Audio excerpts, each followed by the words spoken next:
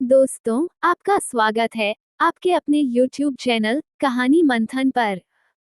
चलिए शुरू करते हैं आज की बहुत ही ज्ञानवर्धक, रोचक और मनोरंजक कहानी राजा और उसकी 7 पुत्रियां। बहुत समय पहले की बात है, एक राजा था जिसके 7 पुत्रियां थीं। सभी सातों राजकुमारियां बहुत सुंदर थी, लेकिन जो बहुत ही सुंदर और समझदार थी, उस राजकुमारी का नाम सुनैना था। अपनी सभी बहनों में सबसे ज्यादा समझदार थी। माता की मृत्यु के समय सातों पुत्रियां बहुत छोटी थी। उसके बाद इन सातों राजकुमारी के पालन पोषण की जिम्मेदारी राजा पर आ गई थी। राजा अपनी बेटियों को बहुत प्यार करता था। राजा उन सभी राजकुमारियों की बहुत अच्छे से देखभाल करता था। उन्हें माता और पिता दोनों का प्यार देता था। वह चाहता था कि राजकुमारियों को ऐसा ना लगे कि उनकी मां नहीं है। धीरे धीरे राजकुमारियां बड़ी होने लगीं। राजा उनके लिए तरह तरह के भोजन और अच्छे अच्छे कपड़ों का प्रबंध करता। जब राज्य के कार्य के लिए राजा अपनी राजधानी से बाहर जाता, तब राजकुमारियां उनके लिए खाना बनाकर रास्ते के लिए उनके साथ भेज दिया करती थीं। धीरे धीरे समय बीत रहा था। उस राज्य में राजा का एक प्रधान सेवक था जिसकी मृत्यु हो गई थी। वह भी अपने पीछे अपनी पत्नी और एक छोटी लड़की को छोड़ गया था। वे दोनों प्रधान सेवक के बिना इस संसार में अकेली रह गई थी। राजा की सातों लड़कियां अपने पिता के लिए भोजन तैयार करती थी। जब राजकुमारियां भोजन तैयार कर रही होती, तो उसी समय प्रधान सेवक की पत्नी, जो कि विधवा थी, उनके पास आती और राजा की बेटियों से थोड़ी सी आग मांगती। राजा की छोटी बेटी सुनैना को वह औरत बिल्कुल भी पसंद नहीं थी। वह उसे ऐसा करने से मना भी करती, लेकिन उस औरत पर इस बात का कोई असर नहीं होता। वह विधवा औरत प्रतिदिन उनसे आग मांगने के लिए आने लगी। छोटी राजकुमारी कितना भी मना करती, लेकिन उस पर कोई असर नहीं होता था। राजकुमारी सुनैना की जो 6 बड़ी बहनें थी, वह अपनी छोटी बहन को बहुत समझाती कि सुनैना शांत रहा करो, वह बेचारी विधवा है। और यदि हम इसको थोड़ी सी लकड़ी की आग दे देंगी और ये उससे आग जला लेगी, तो क्या हो जाएगा? जब देखो तुम उस औरत से लड़ती झगड़ती रहती हो। इसके साथ ही तुम उसको इतना भला बुरा भी सुनाती हो। इसमें उस बेचारी का क्या कसूर है? वह हमारे यहाँ आकर केवल हमारे चूल्हे से थोड़ी सी आग ही तो मांगती है। अपनी बड़ी बहनों की बात सुनकर छोटी राजकुमारी कहती है कि कोई बात नहीं, आज तुम्हें मेरी बात समझ नहीं आती, लेकिन देख लेना, एक न एक दिन ये औरत हमारे लिए बहुत बड़ी मुसीबत पैदा कर देगी। ये सिलसिला इसी तरह चलता रहा। वह औरत रोज उनके घर पर आग मांगने जाती और जैसे तैसे सबसे नजर बचाकर राजा के खाने में राख मिला देती। क्योंकि वह विधवा औरत बड़ी दुष्ट स्वभाव की थी, वह जल्दी जल्दी से राख मिलाकर राजा का बना हुआ भोजन खराब कर देती थी। धीरे धीरे राजा को भी अपने खाने में कुछ खराबी महसूस होने लगी। वह जानता था कि उसके लिए खाना उसकी बेटियां बनाती है। राजा अपनी पुत्री से बहुत अधिक प्रेम करता था, इसलिए वह समझ नहीं पा रहा था कि उसकी पुत्रियां उसके खाने को क्यों बिगाड़ देती है। उसे इस बात का विश्वास नहीं हुआ। एक दिन राजा ने सोचा कि सच्चाई जानने के लिए मुझे अपनी पुत्री पर नजर रखनी चाहिए, क्योंकि मेरी बेटियां मेरे लिए ऐसा तो नहीं कर सकती है कि वो मेरा खाना बिगाड़ दे। ऐसा सोच विचार करके राजा अपने कक्ष में चला गया। जब उसकी पुत्रियां खाना बना रही थी, तो वह उन्हें खाना बनाते हुए छिपकर देखने लगा कि मेरी बेटियां किस मकसद के लिए मेरे खाने को खराब करती है। ऐसा खराब खाना खिलाकर वह मुझे क्यों मारना चाहती है? अपने मन में ऐसा विचार करते हुए राजा अपनी पुत्री को देखने लगा। अपनी पुत्री को खाना बनाते हुए दीवार के गुप्त झरोखे से देखा। वह जानना चाह रहा था कि मेरी बेटियां कैसे खाना बिगाड़ती है। सातों लड़कियां बड़ी सावधानी से चावलों को धो रही थी और बड़ी स्वच्छता से भोजन को तैयार कर रही थी। जैसे ही सभी प्रकार के भोजन बनकर तैयार हो गए तो उसने देखा कि उसकी बेटियों ने बड़ी सावधानी और स्वच्छता के साथ भोजन को चूल्हे से दूर हटाकर रख दिया। लेकिन बाद में राजा ने जो देखा उसे देखकर वह बड़ा ही आश्चर्यचकित हुआ। राजा ने देखा कि प्रधान की विधवा आग लेने के लिए उनके घर पर आई और वह अपने घर पर भोजन को पकाने के लिए आग मांगने लगी। तब सुनैना उस पर क्रोधित हो गई और खरी खोटी सुनाने लगी। फिर सुनैना की दूसरी बहनों ने उसे समझाया कि कोई बात नहीं, आग ही तो मांग रही है, तुम गुस्सा मत करो। जब वह आग लेकर जाने लगी तो उसने राजकुमारी की नजर से बचकर सारे खाने में राख मिला दिया। इस प्रकार उसने सबसे नजरें बचाकर सारा खाना खराब कर दिया। जब राजा ने देखा कि उसकी बेटियों ने तो बहुत साफ सफाई और बड़े सुंदर तरीके से खाना बनाया था, लेकिन प्रधान की पत्नी ने आग लेने के बाद खाने में राख मिला दी है, तो राजा बहुत क्रोधित हुआ और वह अपने राजमहल में दरबार लगाकर बैठ गया। तुरंत अपने आदमियों को पकड़कर लाने के लिए भेज दिया। विधवा औरत को राज दरबार में लाया गया। जब राजा ने उससे इस सारी घटना के बारे में पूछा तो उस विधवा औरत ने कहा कि महाराज, मुझे क्षमा करें, मैं तो एक खेल खेल रही थी। मैं तो ये देखना चाहती थी कि आप कितने चतुर और समझदार हैं और कैसे इस समस्या का समाधान निकालते हैं। वो औरत महाराज की प्रशंसा करते हुए कहने लगी, महाराज आप तो बहुत ही न्यायप्रिय और समझदार हो। इस प्रकार उस औरत ने राजा को अपनी मीठी मीठी बातों में उलझा दिया। उसकी ऐसी बातें सुनकर राजा भी उसकी समझदारी के कारण उस पर अत्यधिक प्रसन्न हो गया और उस पर मोहित भी हो गया। राजा ने उसको दंड देने के स्थान पर उसको रानी बनाने का निर्णय कर लिया और उससे विवाह कर लिया। अब वो प्रधान की विधवा पत्नी विवाह करके राजमहल में आ गई। अब यह नई रानी राजा की पहली पत्नी से पैदा हुई सातों लड़कियों से बहुत अधिक नफरत और घृणा करने लगी। वह चाहती थी कि किसी भी प्रकार से ये सातों राजकुमारियां महल से निकल जाए। राजकुमारी को महल से निकालने के लिए वह नई नई साजिश रचने लगी और विचार करने लगी।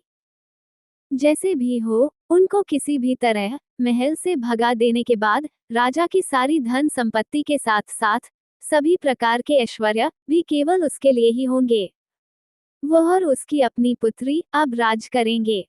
वह चाहती थी कि उसकी अपनी पुत्री राजमहल में राजकुमारी बनकर रहे, उसकी अपनी पुत्री को ज्यादा सम्मान मिले। लेकिन राजा अपनी पुत्रियों को भी बहुत प्यार करता था। उसको अपनी पुत्री के प्रति बहुत ही करुणा और दया थी। राजा अपनी पुत्री को बिल्कुल भी दुख में नहीं देख सकता था। दूसरी ओर नई रानी हर प्रकार से राजा की पुत्रियों को दुखी करना चाहती थी। वो उन्हें पूरा दिन कार्यों में लगाए रखती थी। धीरे धीरे राजा की सातों पुत्रियों को खाने के लिए भरपेट खाना भी नहीं देती थी। वो उनको खाने के लिए बहुत ही कम खाना देती थी और धीरे धीरे वह उनकी दूसरी जरूरत और सुख सुविधाओं को भी कम करती जा रही थी। इस तरह सातों बहनों पर हर प्रकार से दुखों का पहाड़ टूट पड़ा। इसके विपरीत जो प्रधान की पत्नी थी, जो अब रानी बन गई थी, उसे और उसकी छोटी पुत्री को हर प्रकार की सुख सुविधा दी जाने लगी। वह राजकुमारी की तरह महल में रहने लगी। महल में रानी अपनी बेटी को राजकुमारी बनाकर रखती और उसे एक राजकुमारी की तरह से ही जीवन जीने के लिए प्रोत्साहित करती। रानी अपनी पुत्री के लिए अच्छे अच्छे भोजन बनाती, अच्छे अच्छे कपड़े पहनाती और उसके लिए अच्छी अच्छी चीजों का संग्रह करती। उसने राजा की पहली पत्नी से जो 7 राजकुमारियां थी, उन सभी को सभी प्रकार के सुखों से वंचित कर दिया। वह सभी बहनें बहुत दुखी और उदास रहती। एक दिन बहुत अधिक परेशान होने के कारण वे सातों बहनें महल के बाहर जाकर अपनी मां की समाधि पर जाकर रोने लगी। वहां जाकर वह अपनी मां से इस प्रकार से कहने लगी, माँ, क्या तुम अपनी बेसहारा लाचार बेबस पुत्री को नहीं देख सकती हो? हम सब कितनी अधिक दुखी है। सौतेली माँ हम पर कितनी अत्याचार कर रही है। हम भूख प्यास से तड़प रही है माँ। अब हम क्या करें? धीरे धीरे यह उनका रोज का काम हो गया। दिन में जब भी वह दुखी होती, वह अपनी माँ की समाधि पर चली जाती और रोते हुए अपनी माँ से अपना दुख कहती। एक दिन जब वह सभी माँ की कब्र पर पहुंची, तो उन्होंने देखा कि उनकी माँ की समाधि पर एक बहुत ही सुंदर अनार का पेड़ उत्पन्न हो गया है। फिर वह पेड़ पूरी तरह से ताजा, सुंदर और स्वादिष्ट फलों से लद गया। अब वह सभी सातों बहनें उन फलों को खाकर अपनी भूख को शांत करने लगी। हर रोज जब उनकी सौतेली माँ उनको खाने के लिए पर्याप्त भोजन नहीं देती, तो वह सब अपनी माँ की समाधि पर आकर इस तरह से अनार के फलों को खाकर अपनी भूख को शांत करने लगी। आगे चलकर उन सब बहनों ने अपनी सौतेली माँ के द्वारा दिया जाने वाला घटिया भोजन खाना बंद कर दिया और केवल अनार के फलों को खाकर ही जीवित रहने लगी। क्योंकि वह अनार का वृक्ष एक अद्भुत पेड़ था।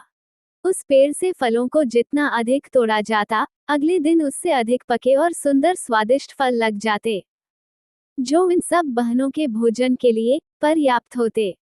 उन सातों बहनों की सौतेली माँ अब ये सोचने लगी कि ये सातों भोजन भी नहीं करती है और मैं भी इन सातों बहनों को खाने के लिए कुछ भी नहीं देती हूँ।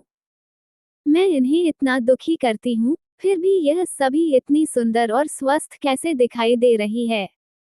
इनमें से कोई बीमार भी नहीं लग रही।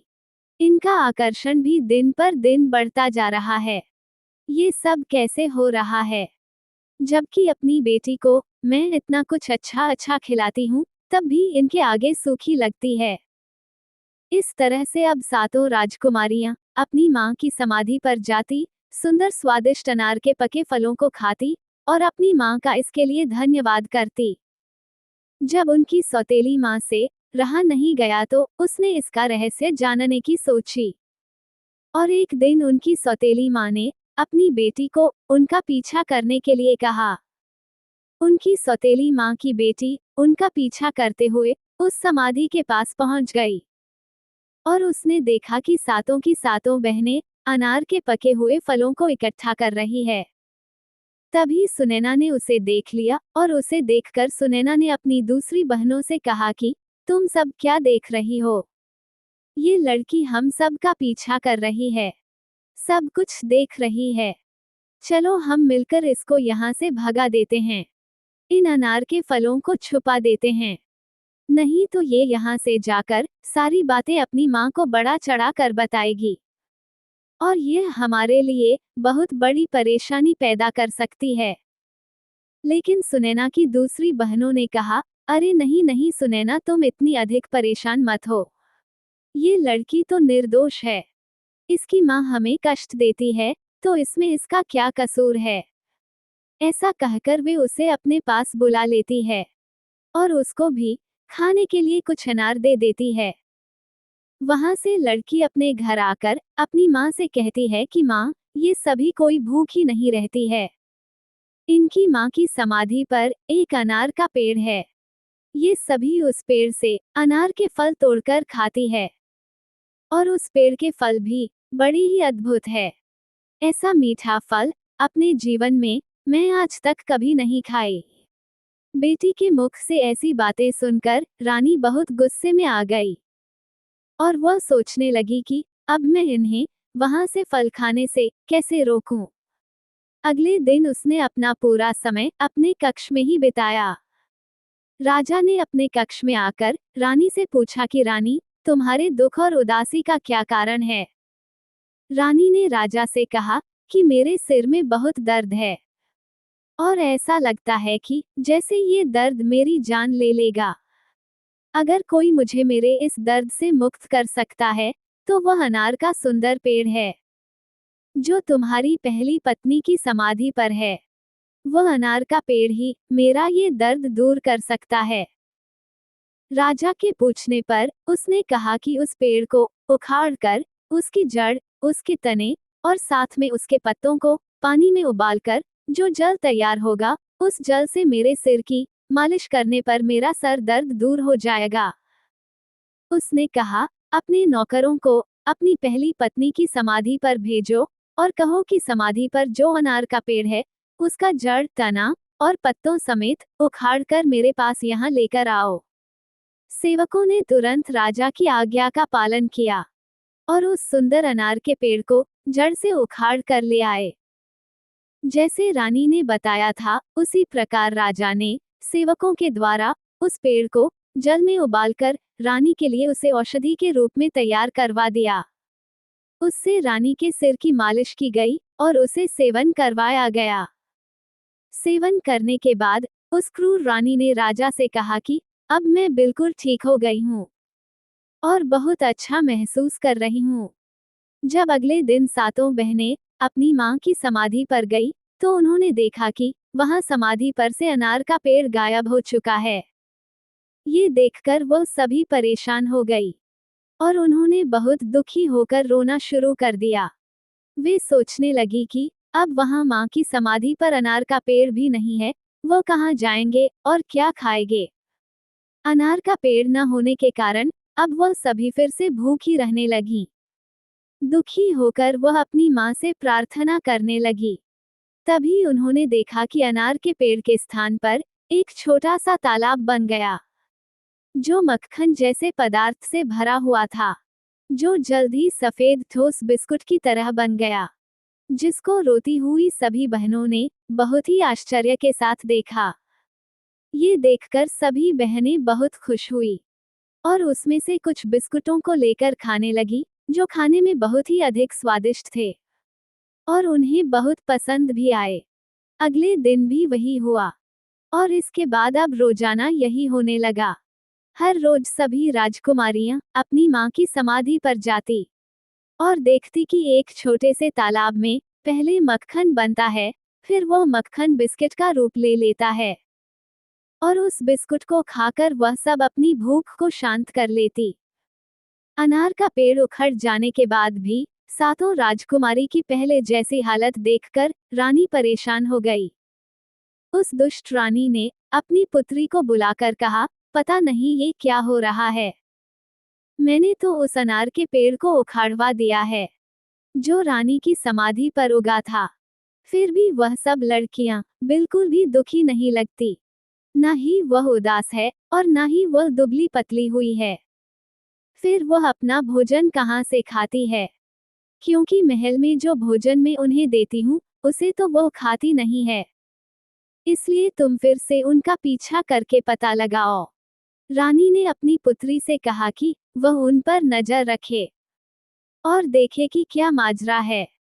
पहले की तरह अगले दिन भी सातों बहनें अपनी मां की समाधि पर चली गई और जब वह वहां जाकर मक्खन से बने बिस्किट को खा रही थी, तभी सबसे पहले सुनैना ने सौतेली मां की बेटी को देखा, जो छुपकर उन पर नजर रख रही थी। अपनी बड़ी बहनों से कहा कि देखो, ये लड़की दोबारा यहाँ पर आ गई है और हम पर नजर रख रही है। चलो हम इस तालाब को ढक लेते हैं, जिससे वह इस तालाब को नहीं देख सके। अगर हमने अपने बिस्किट का थोड़ा सा टुकड़ा भी इसको दिया तो ये जाकर अवश्य ही अपनी माँ को बता देगी और यह हमारे लिए दुर्भाग्य की बात होगी। सुनैना की बहनें बोली कि बिना किसी बात के उस बेचारी पर संदेह कर रही है, इसलिए उन सब ने उसके सुझाव पर बिल्कुल भी ध्यान नहीं दिया और उसके विपरीत उन्होंने प्रधान की पुत्री को भी स्वादिष्ट बिस्किट खाने के लिए दे दिए। जब उनकी सौतेली माँ को सातों राजकुमारी के बारे में ये बिस्कुट वाली बात पता चली, तो वह क्रोध से बहुत लाल पीली होने लगी और उसके साथ ही उसने अपने नौकरों को बुलाकर कहा कि अभी जाओ, रानी की समाधि को वहां से उखाड़ दो। और इस पर भी रानी संतुष्ट नहीं हुई। एक दिन रानी फिर से भयंकर बीमारी का बहाना करके अपने कक्ष में पड़ी रही और महाराज को बुलाया गया। महाराज ने आकर रानी की बीमारी का कारण जानना चाहा। राजा ने कहा कि चाहे मेरा सारा साम्राज्य बिक जाए, लेकिन मैं तुम्हारी बीमारी को ठीक करने के लिए तुम्हें अच्छे से अच्छे वैद्य को दिखाऊंगा और तुम्हें बिल्कुल ठीक कर दूंगा। लेकिन वह रानी तो अपनी चाल चल रही थी। वह तो स्वभाव से ही दुष्ट थी। तो वह दुष्ट रानी कहने लगी कि इतना कुछ करने की जरूरत नहीं है। मेरे जीवन को तो केवल तुम्हारा एक छोटा सा कार्य ही बचा सकता है। राजा ने कहा, तुम कहो तो सही, जो तुम कहोगी मैं उसे अवश्य पूरा करूंगा। इसके लिए मैं तुमसे प्रतिज्ञा करता हूँ। तब रानी ने कहा, मेरे जीवन को बचाने के लिए तुम एक आवश्यक कार्य कर दो। जो राजकुमारियां हैं, आप उनकी हत्या कर दो। और उनकी हत्या करने के बाद उनका खून मेरे सर और मेरी हथेलियों पर लगाना। इस तरह से उनकी मृत्यु से मेरा जीवन बच जाएगा। इन शब्दों को सुनकर राजा दुख और पीड़ा से भर गया। पैरों के नीचे से जैसे जमीन ही गायब हो चुकी थी। वह मूर्छित सा होकर गिरने वाला हो गया। लेकिन फिर भी राजा ने अपने आप को संभाल लिया। राजा को अपनी प्रतिज्ञा टूटने का भय था और वह अपनी राजकुमारी को भी बहुत प्यार करता था। फिर राजा ने अपने मन को कड़ा किया और राजकुमारी को तलाश करने लगा। राजा ने अपनी सातों राजकुमारी को अपनी मां की समाधि पर बैठे देखा। राजा उनके पास पहुंचा तो उसने देखा कि उसकी सातों पुत्रियां अपनी मां की समाधि के पास बैठकर रो रही थी। अपनी पुत्री की ऐसी हालत देखकर राजा बहुत दुखी हुआ, क्योंकि वह अपनी बेटियों से बहुत ही प्रेम करता था। एक तरफ उसकी रानी की इच्छा और राजा की प्रतिज्ञा और दूसरी तरफ उसकी बेटियों का जीवन। समझ नहीं आ रहा था कि वह क्या करे। अपनी पुत्री के पास पहुंचकर राजा प्रेम पूर्वक अपनी पुत्री से बोला कि तुम मेरे साथ इस महल से बाहर जंगल में चलो। पिता की बात मानकर वह सभी उसके साथ चल पड़े। जंगल में कुछ दूर जाकर एकांत में राजा ने आग जलाया और उन सब के लिए कुछ चावलों को पकाकर उनको खाने के लिए दिया। दोपहर का समय था। इस समय बहुत अधिक गर्मी हो रही थी, जिसके कारण सभी सातों बहनें खाना खाने के बाद गहरी नींद में सो चुकी थी। जब राजा ने देखा कि सातों बहनें सो चुकी है, तो वह चोरी से छुपकर उन लड़कियों से निगाह बचाकर वहां से भाग गया। उन सबको गहरी नींद में सोते हुए राजा ने वहीं पर छोड़ दिया। राजा अपने मन में ये सोचकर खुश था कि चलो हमारी पुत्रियां जहां कहीं भी रहेगी, कम से कम जीवित और ठीक तो रहेंगी। वह अपनी सौतेली मां के अत्याचारों से तो बची रहेगी। ये कहीं जाकर अपना जीवन गुजार लेंगी। साथ ही उसने भगवान से प्रार्थना की कि वह इस एकांत जंगल में उसकी पुत्री को भूखे प्यासे किसी जानवर के भोजन के रूप में मृत्यु को प्राप्त हो जाने से बचाए। राजा इस प्रकार रोते और बार बार भगवान से प्रार्थना करते हुए वहां से चला गया। राजा ने वापस आते समय जंगल में एक हिरण को मारा और उसके खून को लेकर महल में वापस आ गया। रानी माथे और हथेली पर उस हिरण के खून को लगा दिया। उस क्रूर रानी ने सोचा कि राजा ने सच में सातों राजकुमारी को मार दिया है। उसने राजा से कहा कि अब वो बिल्कुल ठीक महसूस कर रही है। उधर जंगल में राजा के चले जाने के बाद सातों बहनों की नींद खुल गई। उन्होंने अपने आप को घने जंगल में अकेले पाया। जब उन्होंने अपने चारों तरफ भयंकर जंगली जानवरों की आवाजें सुनी तो उनका पूरा शरीर डर से कांपने लगा, जिसके कारण वे सब रोने और चिल्लाने लगी। अपने आप को वहां अकेला पाकर वह अपनी पूरी शक्ति लगाकर अपने पिताजी को पुकारने लगी। उन्हें आशा थी कि उनकी आवाज को सुनकर उनके पिता जरूर आएंगे।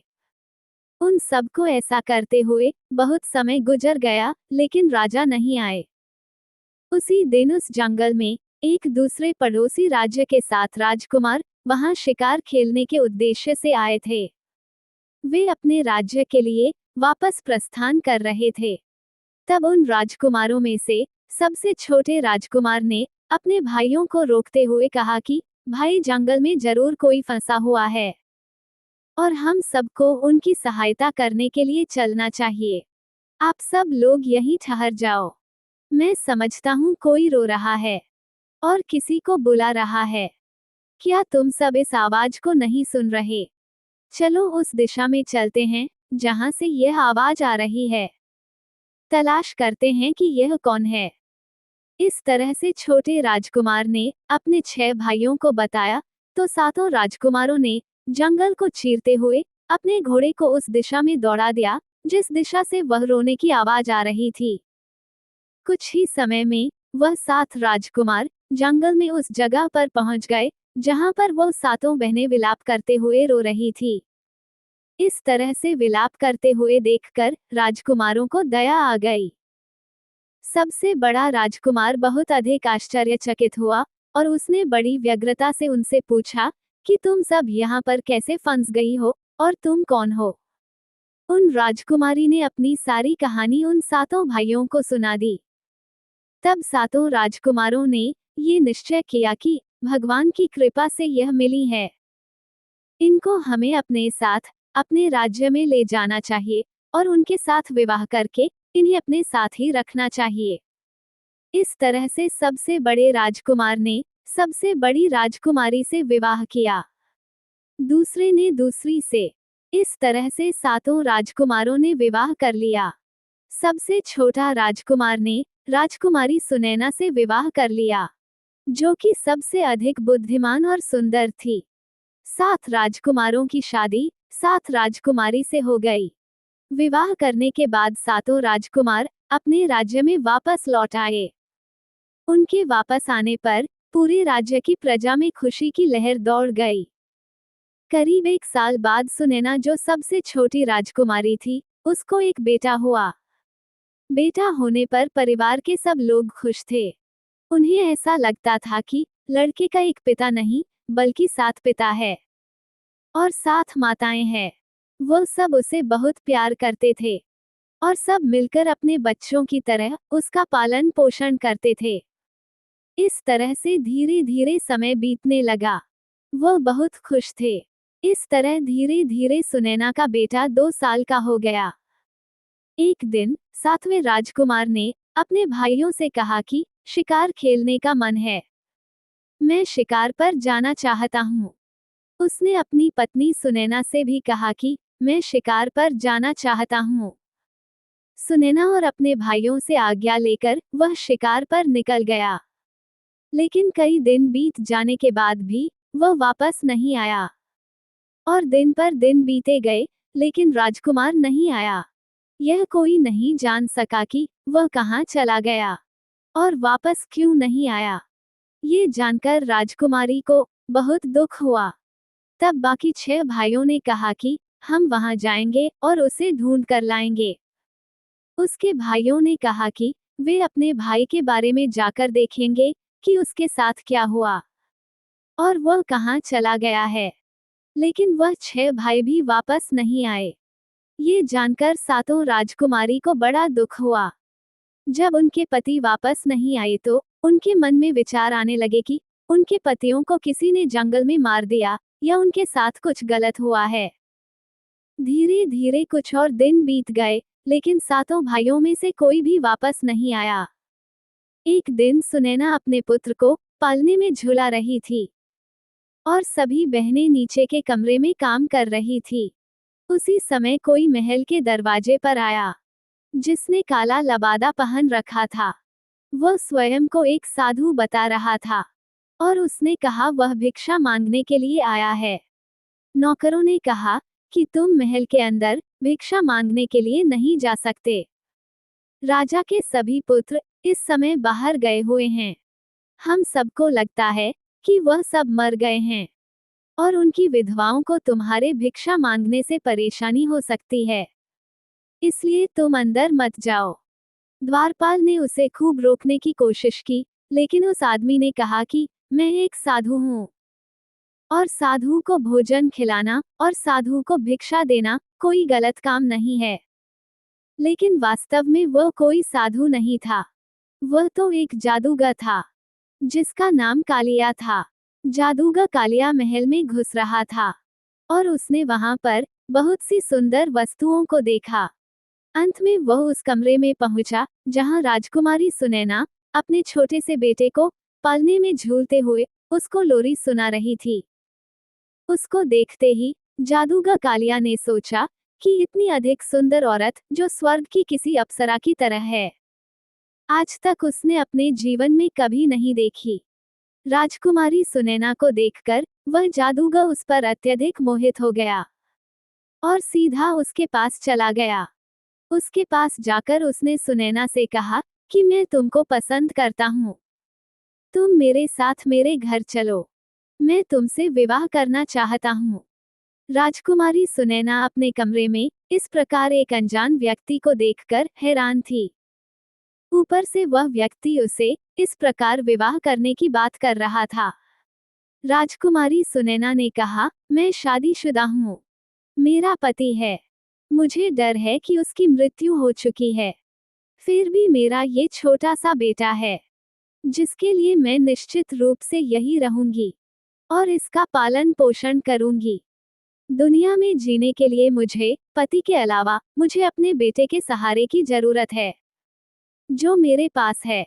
उस जादूगर ने उसे बहुत से प्रलोभन दिए, लेकिन राजकुमारी सुनैना जादूगर की बात में नहीं आई और उसने कहा कि मैं इसके पिता को तलाश करूंगी। इसका पिता जरूर मिलेगा। लेकिन वह जादूगर ना सुनने का आदी नहीं था। उसे बड़ा गुस्सा आया कि यह राजकुमारी मेरे साथ विवाह करने के लिए राजी नहीं हो रही है। तो उसने उस राजकुमारी को बहुत बार समझाने की कोशिश की, लेकिन सुनैना ने क्रोधित होकर कालिया जादूगर को वहां से जाने के लिए कह दिया। जादूगर कालिया सुनैना पर बहुत क्रोधित हो गया और उसने सुनैना को अपने जादू के बल पर कुत्ता बना दिया। तो कुत्ता बनकर वह इधर उधर भागने लगी। बेचारी के पास कोई शक्ति भी नहीं थी जिससे वह अपनी दूसरी बहनों को बता सके कि उसके साथ क्या हुआ है। विवश होकर वह एक कुत्ते के रूप में अपनी विवशता लिए जादूगर कालिया के इशारे में चलने लगी। जादूगर कालिया जैसे ही महल के दरवाजे पर पहुंचा तो द्वारपालों ने उससे पूछा कि तुमने इस छोटे से कुत्ते को कहां से लिया है। तो उसे जादूगर ने जवाब दिया कि राजकुमारी ने इस कुत्ते को मुझे एक उपहार के रूप में दिया है। ये सुनते ही द्वारपालों ने उसे कुछ भी पूछे बगैर महल के दरवाजे से बाहर जाने दिया। कुछ समय बाद सुनैना की दूसरी बड़ी 6 बहनों ने अपने भतीजे के रोने की आवाज सुनी, तो फिर सीढ़ियों से चढ़कर उसके कमरे में गई। तो उन्होंने देखा कि वहां कमरे में कोई भी नहीं था। उन्होंने चारों ओर देखा, लेकिन उन्हें सुनैना कहीं दिखाई नहीं दे रही थी। फिर उन्होंने सेवकों से पूछा, तो सेवकों ने उन्हें बताया कि कोई साधु आया था। उन्होंने उस साधु के काले कुत्ते के बारे में भी उनको बताया। राजकुमारी ने अंदाजा लगा लिया कि जरूर सुनैना के साथ कुछ बुरा हुआ है और वह हमें छोड़कर चली गई है। उसके साथ जरूर कोई षड्यंत्र रचा गया है। अब धीरे धीरे समय गुजरता रहा। सुनैना के पुत्र को 6 मौसियों ने मिलजुल कर पाल लिया और वह अब 14 साल का हो गया था। एक दिन उसकी मौसियां उसे अपने परिवार का इतिहास बताने लगी। राजकुमार ने सब कुछ ध्यान से सुना। वह राजकुमार अपने माता पिता और छहो चाचा के बारे में सुनकर बहुत दुखी हो गया। वह राजकुमार अपने माता पिता और अपने चाचों को ढूंढने के लिए बड़ा उतावला हो उठा। उसने दृढ़ संकल्प कर लिया कि वह संसार में कहीं भी, किसी भी कोने में, जहां भी उसके परिवार वाले होंगे, वो उन्हें ढूंढकर जरूर लाएगा। उसने अपने इस दृढ़ संकल्प को अपनी मौसियों को बताया कि वह अपने माता पिताओं को, यदि वह सब जिंदा मिल गए, तो सबको ढूंढकर अपने घर वापस लेकर आएगा। मौसियों को उसके दृढ़ संकल्प के बारे में जानकारी होने पर सब उसे रोकने लगी। वह उससे कहने लगी कि वह अपना विचार बदल दे। वे कहने लगी कि बेटा, जो लोग जाने थे वह लोग चले गए। हमने अपने पतियों और अपनी बहन को तो खो दिया, और अब हम तुम्हें खोना नहीं चाहती। उनकी तरह यदि तुम भी हमसे दूर चले गए, तो हम किसके सहारे जिंदा रहेंगे, और जिंदा रहकर भी क्या करेंगे। तब लड़के ने अपनी मौसियों से कहा कि तुम मुझे मत रोको। मैं अपने साथ अपने माता पिताओं को भी लेकर जल्दी ही वापस आऊंगा। फिर इस तरह से वह अपनी यात्रा पर चल पड़ा। लेकिन कई महीनों तक वह कुछ भी नहीं समझ सका कि किस प्रकार वह अपने सगे संबंधियों को तलाश करें। और अंत में जब उसने हजारों किलोमीटर की थकने वाली यात्रा को पूरा किया, तब तक वो लगभग पूरी तरह से निराश हो चुका था। उसको अपने माता पिता और चाचाओं के बारे में किसी प्रकार की कोई भी सूचना प्राप्त नहीं हुई थी। वो एक ऐसे देश में पहुंच गया जो पूरी तरह से पत्थरों का देश था। वहां पर बड़ी बड़ी चट्टानें थीं। इसके अतिरिक्त एक बहुत ही बड़ी और ऊंची पत्थर की इमारत थी, जिसके एक किनारे पर एक छोटा सा मकान बना था, जिसमें एक माली रहता था। तभी माली की पत्नी ने उसको देख लिया और भागकर उस घर से बाहर आ गई और कहने लगी, अरे बच्चे, तुम कौन हो और तुमने इस खतरनाक स्थान पर आने की हिम्मत कैसे की? उस लड़के ने कहा कि मैं एक राजा का बेटा हूँ। मैं यहाँ अपने माता पिता और अपने चाचाओं को ढूंढने आया हूँ।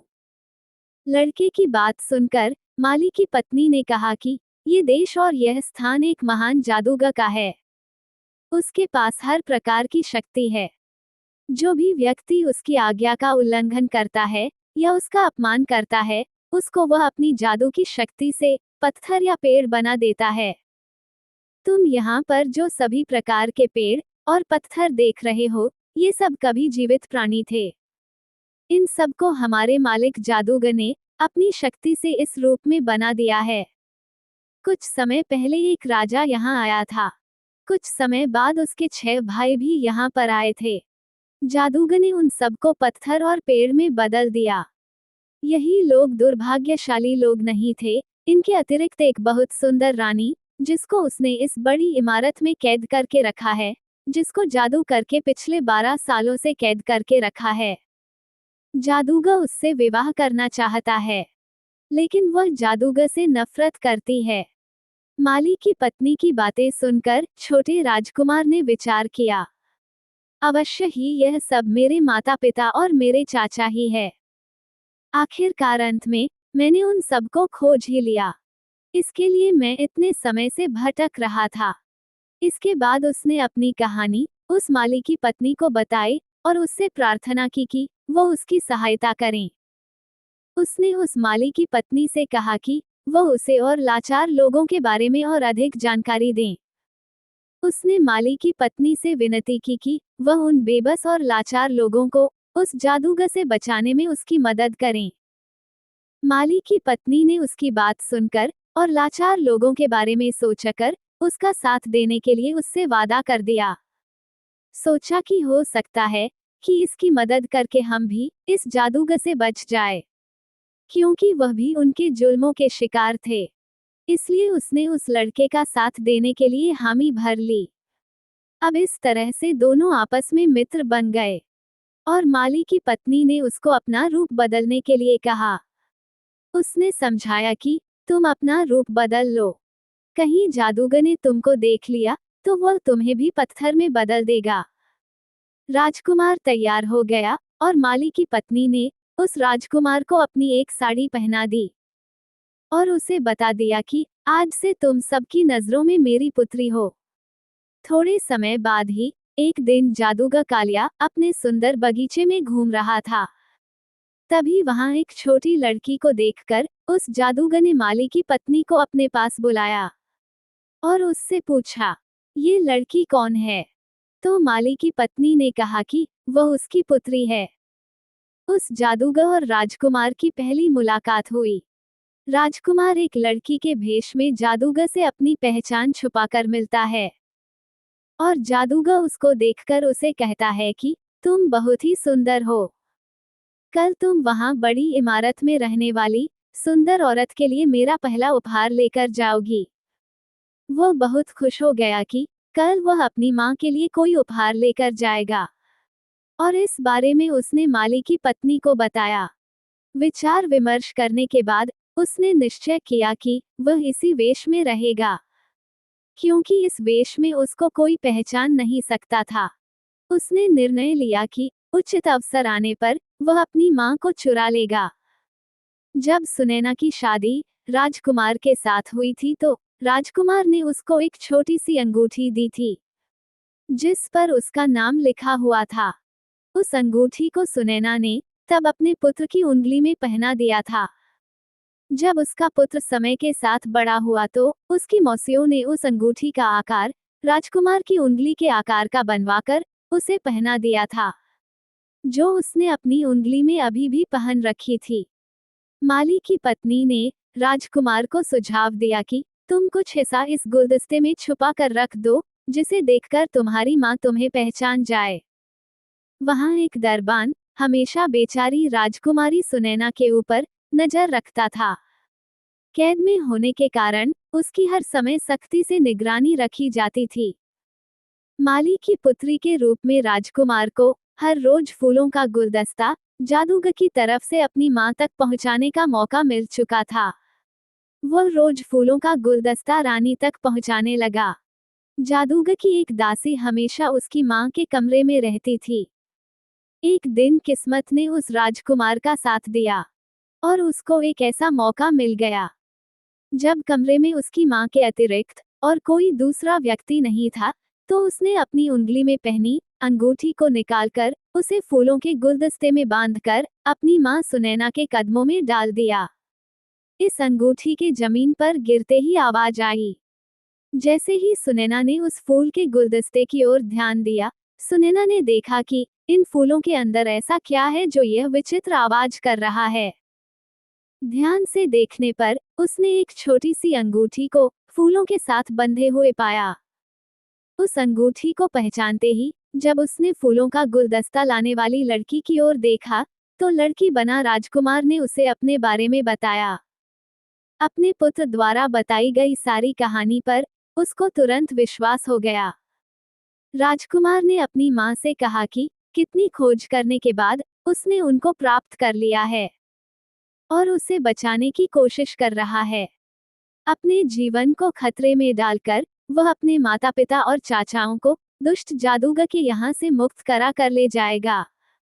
माँ ने उसको बताया कि उसे इस जादूगर ने पिछले 12 सालों से किस तरह से कैद कर रखा है और उसने इस इमारत के सारे दरवाजे को भी बंद करके रखा है, क्योंकि वह मुझे विवाह करना चाहता है। मैंने उससे विवाह करने के लिए मना कर दिया। बेटे ने कहा, माँ, तुमने कालिया जादूगर से 12 सालों तक केवल कठोरता और क्रोध से बात की है। अब तुम जादूगर से कहो कि मैं इतने लंबे समय तक अपने पति का शोक किया, अब मैं तुमसे शादी करने को तैयार हूँ। इसके बाद दोनों माँ बेटा बैठकर अपनी योजना बनाने लगे और उसको अंजाम देने के बारे में सोचने लगे। बेटा कहता है, इसके बाद आप ये पता लगाना कि उसकी शक्ति क्या है और क्या वह अमर है या उसे मार डाला जा सकता है। सुनैना ने अपने बेटे की सलाह को मानने का निश्चय किया और अगले दिन कालिया जादूगर के लिए इस प्रकार से संदेश भिजवा दिया, जैसा उसके पुत्र ने सुझाव दिया था। जादूगर ये सुनकर बहुत प्रसन्न हुआ और वह जल्द से जल्द शादी करने के लिए कहने लगा। जादूगर कालिया ने सुनैना से महल में चलने के लिए विनती की, लेकिन सुनैना ने उसको कहा कि इससे पहले कि वो उससे शादी करे, उसको थोड़ा और अधिक समय देना चाहिए, ताकि वह आपस में और अधिक परिचित हो सके। और उसने कहा कि दुश्मनी जितनी लंबी होती है, दोस्ती होने के बाद उनकी दोस्ती का स्तर और भी मजबूत हो जाता है। इसके बाद सुनैना ने जादूगर से पूछा, क्या आप पूरी तरह से अमर है? क्या आपको कभी मृत्यु छू नहीं सकती? तब जादूगर ने कहा, तुम ये क्यों पूछ रही हो? तो रानी ने जवाब दिया कि शादी करके आपकी पत्नी बनने से पहले मैं आपके बारे में सब कुछ जानना चाहती हूँ। यदि कोई आपदा आपके ऊपर आ गई, तो मैं उसे कैसे काबू करूंगी? पहले पति को खो दिया और अब यदि तुम्हें खो दूंगी तो मैं किसके सहारे रहूंगी? जादूगर ने कहा कि यहाँ से बहुत दूर सैकड़ों मील की दूरी पर एक घना जंगल है। उस घने जंगल के बीच में एक ढका हुआ बंगला है, जहां पर केवल ताड़ के पेड़ है और उन ताड़ के वृक्षों के केंद्र में 6 बड़े पानी से भरे हुए तालाब है, जो एक दूसरे के ऊपर गिरते हैं। छठे तालाब के नीचे एक छोटा सा पिंजरा है, जिसमें एक हरे रंग का तोता रहता है। इस तोते के जीवन पर मेरा जीवन निर्भर है। उस तोते के मर जाने से ही मैं मरूंगा। जादूगर ने कहा, हालांकि यह काम असंभव है। तोते को किसी प्रकार से चोट नहीं पहुंचाई जा सकती। उस तोते को सुरक्षित बनाए रखने के लिए मैंने वहां पर बहुत बड़े बड़े जिन्नों को नियुक्त कर दिया है। जो भी उस जगह के आसपास नजर आएगा उसे तुरंत मार दिया जाएगा। सुनैना की जो बातें उस दुष्ट जादूगर से हुई थी, वह सब बातें उसने अपने पुत्र को बता दी। लेकिन बेटे की जान को खतरे में पड़ता देखकर रानी ने उस तोते को पाने का विचार छोड़ने के लिए कहा। जादूगर के डर से सुनैना को अपने पुत्र को वहां जाने से मना करना पड़ा। अपनी मां के डर को समझने के बावजूद राजकुमार ने जवाब दिया, मां, जब तक मैं उस तोते को पकड़कर नहीं लाता, तब तक मेरे पिता और मेरे चाचा उस दुष्ट जादूगर की कैद से मुक्त नहीं हो सकते। डरो मत, मैं जल्दी वापस आऊंगा। इस बीच जादूगर से अच्छे से बातें करना, हंसकर बोलना। तुम उसके साथ अपने विवाह पर बातचीत चालू रख सकती हो। राजकुमार अपनी मां को जल्दी ही वापस आने का वचन देकर तोते की तलाश में निकल पड़ा। थकाने वाली सैकड़ों मील की लंबी यात्रा के बाद आखिर में राजकुमार एक बहुत बड़े और घने जंगल में पहुंच गया। लंबे समय में लगातार चलते रहने के कारण वह बुरी तरह से थक चुका था। वहां जंगल में वह एक बड़े छायादार पेड़ के नीचे आराम करने लगा। कुछ ही समय में ठंडी हवा चलने के कारण उसको नींद आ गई। थोड़ी देर के बाद कुछ शोर होने के कारण उसकी आंख खुल गई। उसने इधर उधर देखा तो उसकी निगाह एक विशाल अजगर पर पड़ी, जो उस पेड़ पर चढ़ने का प्रयास कर रहा था, जिस पेड़ के नीचे राजकुमार आराम कर रहा था। इस पेड़ के ऊपर की शाखों पर एक चील के जोड़े ने अपना घोंसला बना रखा था, और उस घोंसले में चील के दो छोटे छोटे बच्चे बैठे हुए थे।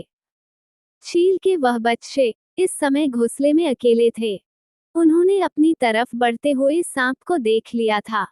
सांप को बढ़ते हुए देखकर वह डर के मारे चिल्ला रहे थे। दो निर्दोष बच्चों पर आने वाले खतरे को देखकर राजकुमार ने तुरंत अपनी तलवार निकाला और उस सांप के दो टुकड़े करके उसे मार दिया। अभी कुछ ही देर हुई थी, तब राजकुमार ने हवा में सरसराहट की आवाज को सुना। देखते ही देखते दो वृद्धि चील जाकर उस घोंसले में बैठ गए। वे अपने बच्चों के खातिर भोजन लाने के लिए शिकार पर गए थे। बच्चों के लिए लाए हुए भोजन को घोंसले में छोड़कर उन्होंने इधर उधर देखा तो उन्होंने मरे हुए सर्प को और उसके समीप ही तलवार पकड़कर खड़े हुए राजकुमार को भी देखा। ये सब देखकर वे दोनों वृद्धि चील उड़कर राजकुमार के पास आ गए। उन बच्चों की माता चील ने राजकुमार से कहा कि हमारे बच्चों को यह निर्दयी सर्प पिछले कई सालों से इसी तरह मेरे निर्दोष बच्चों को खा लेता था, लेकिन आज तुमने इस सर्प को मारकर मेरे बच्चों के जीवन की रक्षा की है। हमारे बच्चों के प्राण बचाने के लिए हम आपके आभारी हैं।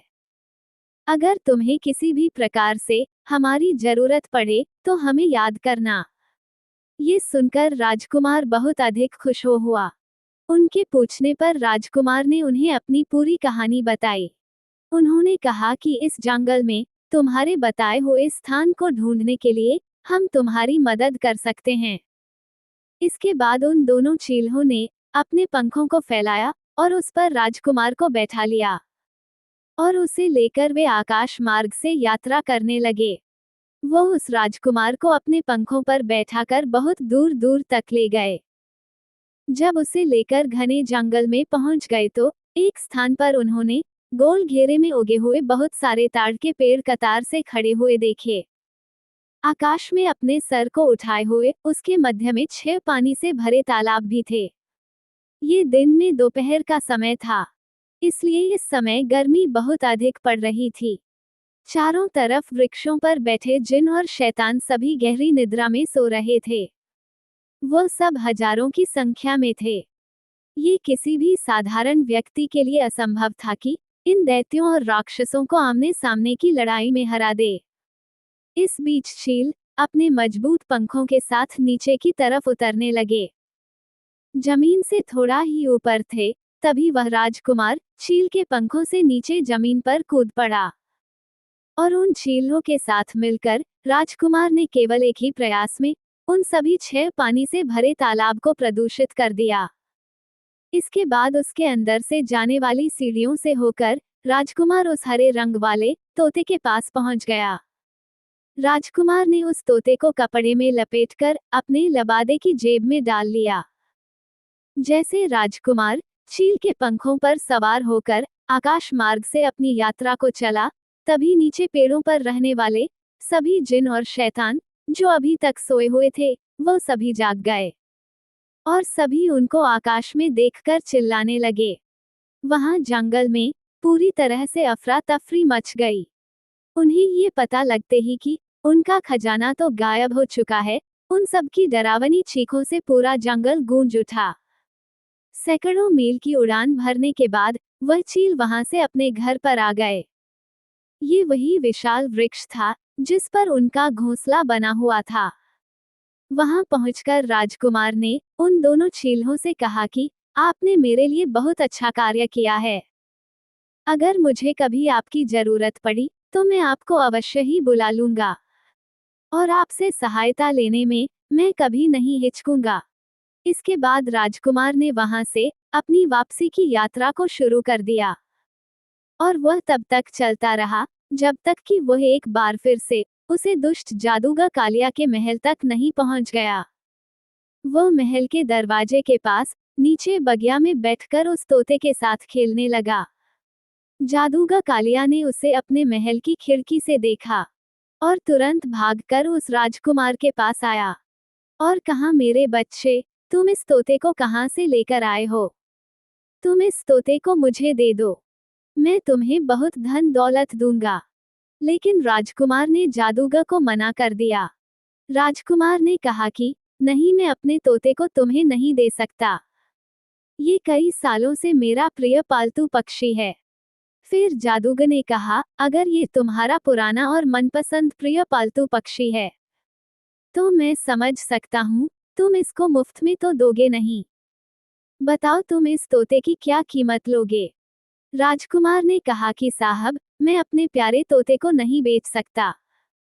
जादूगर कालिया तो उस तोते को देखते ही पहचान चुका था कि ये वही तोता है जिसमें उसकी जान है। वह बहुत अधिक भयभीत हो गया। उसने सोचा कि जो इतने सुरक्षित स्थान से तोता ले आया हो, वह कोई साधारण इंसान नहीं हो सकता। उसने कहा, तुम इसके बदले में मुझसे कुछ भी ले सकते हो, बस तुम मुझे ये तोता दे दो। जादूगर की यह बात सुन राजकुमार ने कहा कि कुछ भी देना चाहते हो तो मैं भी ये तोता तुम्हें दे दूंगा। राजकुमार की बात सुनकर जादूगर खुश होते हुए बोला, ठीक है, बताओ तुम्हें क्या चाहिए, मैं तुम्हें जरूर दूंगा। अब राजकुमार ने कहा, सबसे पहले तो उन 7 राजकुमार राजाओं को मुक्त करो जिसको तुमने पत्थर और वृक्ष बना रखा है। जादूगर ने कहा, ठीक है, तुम्हारी इच्छा पूर्ण होगी, तुम मुझे केवल ये तोता दे दो। इसके बाद सुनैना के पति समेत दूसरे 6 राजा अपने प्राकृतिक रूप में आ गए। फिर कालिया जादूगर ने कहा कि देखो, मैंने इन्हें फिर से ठीक कर दिया है, अब तो मुझे तोता दे दो। लेकिन राजकुमार ने कहा, इतनी जल्दी भी क्या है, पहले तुम उन सभी लोगों को आजाद करो जिनको तुमने अपनी कैद में कर रखा है। कालिया जादूगर ने कहा, ठीक है। इसके बाद जैसे ही जादूगर ने अपनी छड़ी को घुमाया, सबके सब प्राणी जो पत्थर और वृक्ष बने हुए थे, सब अपने अपने प्राकृतिक शरीर में आ गए। इसके बाद वह पूरा बगीचा, जो कुछ समय पहले पत्थरों और वृक्षों से भरा हुआ था, चारों तरफ मानव जीवन की खुशबू से महकने लगा। वहां चारों तरफ इंसान ही इंसान नजर आने लगे, जो कि सब जीवित होकर सांस लेने लगे। राजा, पंडित, नौकर, सेवक, सरदार, घोड़े, हाथी, सैनिक, ना जाने क्या क्या, ताकतवर पुरुष व सुंदर आभूषणों से सुसज्जित औरतें, सैनिक, सब जीवित हो गए। अब जादूगर अपने दोनों हाथ जोड़कर रोते हुए राजकुमार से विनती करने लगा कि तुम मुझे ये तोता दे दो। राजकुमार ने उसे तोते को बहुत ही शक्ति से पकड़ लिया और उसके एक पंख को जोर लगाकर उसके शरीर से अलग कर दिया। इसके साथ ही जादूगर का दाहिना हाथ उसके शरीर से अलग हो गया। फिर जादूगर कालिया ने अपने बाएं हाथ को फैलाकर राजकुमार से कहा कि आप ये तोता मुझे दे दो। राजकुमार ने उस तोते के बाएं पंख को उसके शरीर से उखाड़कर कालिया जादूगर की तरफ फेंक दिया, जिससे जादूगर का बायां हाथ भी उसके शरीर से उखड़कर दूर जा पड़ा। इसके बाद भी वह चिल्लाता रहा कि मुझे मेरा तोता दे दो। जादूगर अपने घुटनों पर गिर पड़ा। फिर राजकुमार ने उस तोते के पहले दाएं और फिर बाएं पैर को उखाड़कर उसके शरीर से अलग कर दिया। इसके साथ ही कालिया जादूगर के भी दोनों पैर उसके शरीर से उखड़कर उससे दूर जाकर के गिरे। शरीर का कोई अंग उसके साथ नहीं रहा, तो वह अपनी आंखों को घुमाते हुए रोते हुए राजकुमार से कहने लगा कि मुझे मेरा तोता दे दो। अब राजकुमार ने उस तोता का सर पकड़कर उसकी गर्दन मरोड़ दी, जिससे उस तोते के प्राण उसके शरीर से बाहर निकल गए। इसके साथ ही राजकुमार ने वह तोता कालिया जादूगर के पास फेंक दिया। लेकिन जादूगर के प्राण शरीर को छोड़ चुके थे और वह मर चुका था। इसके बाद राजकुमार के पिता ने अपनी पत्नी सुनैना को बड़ी इमारत से मुक्त किया और इस तरह से राजकुमार अपने सभी संबंधियों के साथ अपने देश के लिए चला गया। दूसरे सभी लोग भी राजकुमार का शुक्रिया करते हुए अपने अपने घरों की तरफ चले गए। इस तरह से राजकुमार ने अपने माता पिता और चाचाओं को उस दुष्ट जादूगर कालिया की कैद से छुड़ा लिया। अब वो सभी एक सुखी जीवन जीने लगे। मौसियां जो उन सभी का इंतजार कर रही थी, वह भी अपने पतियों को पाकर बहुत खुश हो गईं और सुख से अपना जीवन व्यतीत करने लगी। हिम्मत और अक्ल और नेकनियति का इस्तेमाल किया जाए तो हर काम आसान हो जाता है। आशा करते हैं आपको हमारी यह कहानी पसंद आई होगी। यदि कहानी पसंद आई हो तो वीडियो को लाइक, चैनल को सब्सक्राइब कर दीजिए। इससे हमारा मनोबल बढ़ता है, जिससे हम आपके लिए और अधिक मेहनत कर सकें। पूरा वीडियो देखने के लिए आपका बहुत बहुत धन्यवाद। जय हिंद।